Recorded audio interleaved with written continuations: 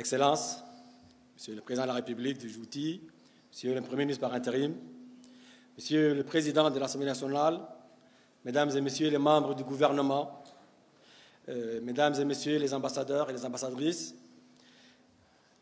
honorables invités qui sont venus de 17 pays africains pour nous rejoindre aujourd'hui, chers collègues, il y a un plaisir pour moi de vous accueillir à Djibouti pour ce premier forum africain des journaux officiels.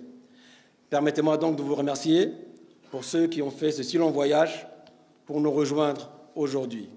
À vous tous, donc, je vous souhaite une bienvenue à Djibouti, dans notre pays, dans votre pays.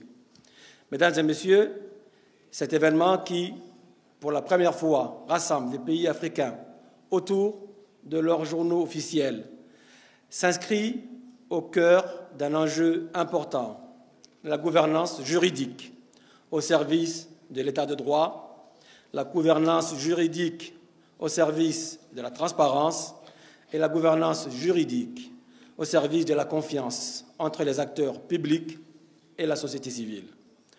Votre présence ici, nombreuse, témoigne de l'importance que nous accordons tous au droit et plus particulièrement à un droit sûr et à un droit accessible.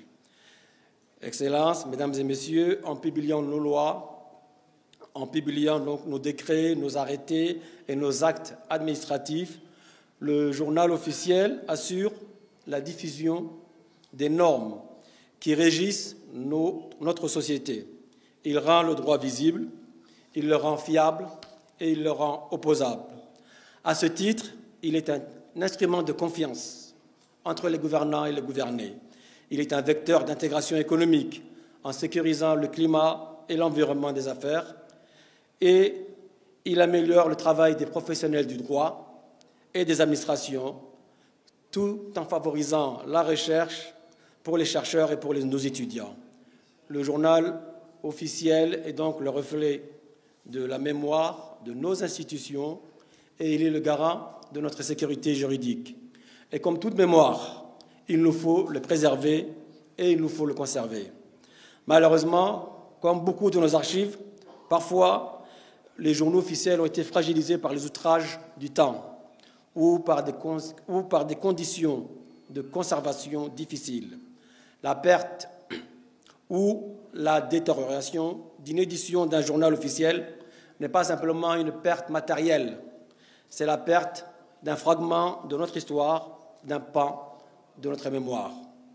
Cette problématique, elle nous est commune, à nous tous, à tous les pays africains, et il nous faut y répondre en adoptant de meilleures politiques d'archivage, en formant davantage nos personnels et en investissant dans des infrastructures adaptées, comme ce bel édifice, cet incroyable édifice qui est exclusivement dédié aux archives et qui abrite aujourd'hui nos travaux. Cet incroyable site, je l'ai souligné, héberge aussi aujourd'hui une magnifique exposition sur l'histoire de notre nation. Cette exposition va durer 1 mois et elle sera ouverte à tous nos enfants. Tous les enfants de la République de Djibouti, et je tiens à saluer le ministre de l'Éducation nationale, visiteront cette exposition pendant 1 mois.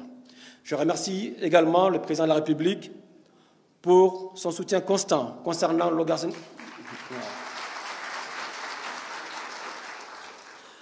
Donc pour son soutien constant concernant l'organisation de ce forum et de cette exposition. Et je félicite également la ministre de la Jeunesse et de la Culture, ses équipes, mes équipes aussi, qui ont œuvré vraiment de manière inlassable pour vous offrir ces trésors de notre passé. Avec des infrastructures comme ce site, nos textes sont mieux conservés et ils sont plus accessibles. Et pour les rendre davantage accessibles, il nous faut tirer parti des outils technologiques qui sont mis à notre disposition. Mesdames et messieurs, nous vivons dans un monde où l'information est quasi instantanée. Chaque seconde, nous recevons des notifications sur nos téléphones, sur nos tablettes, et il n'est pas concevable que dans ce monde où l'information est aussi fluide, l'accès à la réglementation ne soit pas lui aussi immédiat et aussi fluide. Pour notre part, IJO a dépassé cet écueil et nous allons plus loin en intégrant des outils de l'intelligence artificielle au sein de nos futures plateformes. Vous découvrirez les modèles développés par l'ANSSI dans le cadre des différents panels qui vous seront proposés. Mais rendre le droit accessible implique aussi de penser aux personnes en situation de handicap lors de la conception de nos sites et de nos plateformes. La digitalisation des journaux officiels, tout comme le recours à l'intelligence artificielle, représente aujourd'hui une opportunité majeure pour renforcer l'accessibilité aux droits pour l'ensemble de nos populations, sans aucune distinction et sans aucune barrière. Elle permet de rendre les textes disponibles en temps réel sur notre lieu de travail, à notre domicile, dans nos régions, mais aussi sur l'ensemble de notre continent. Chaque jour, notre application IJO, 2000 personnes s'y connectent. Et sur ces 2000 personnes, à peu près 40% sont des personnes qui se connectent de l'extérieur de la République de Djibouti.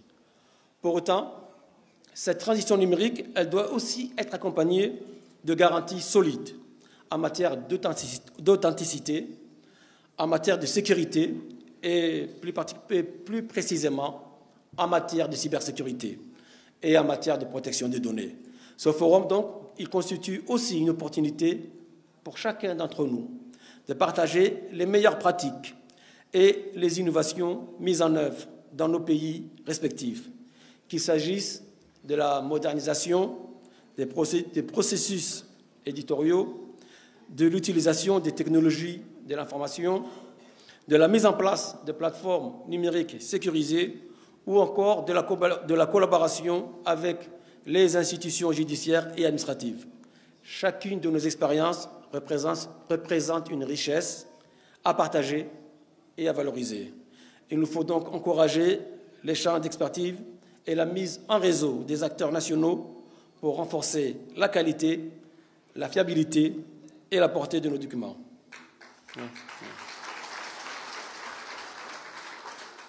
Mesdames et messieurs, le forum qui nous réunit donc aujourd'hui constitue, j'en suis convaincu, une étape dans la construction d'une Afrique plus transparente et plus intégrée. Il reflète notre volonté commune de renforcer les fondements juridiques et institutionnels de nos États au service de nos populations. Durant ces 2 jours, nous allons échanger, nous allons partager nos expériences et nous allons envisager ensemble des solutions innovantes adaptées à nos réalités africaines.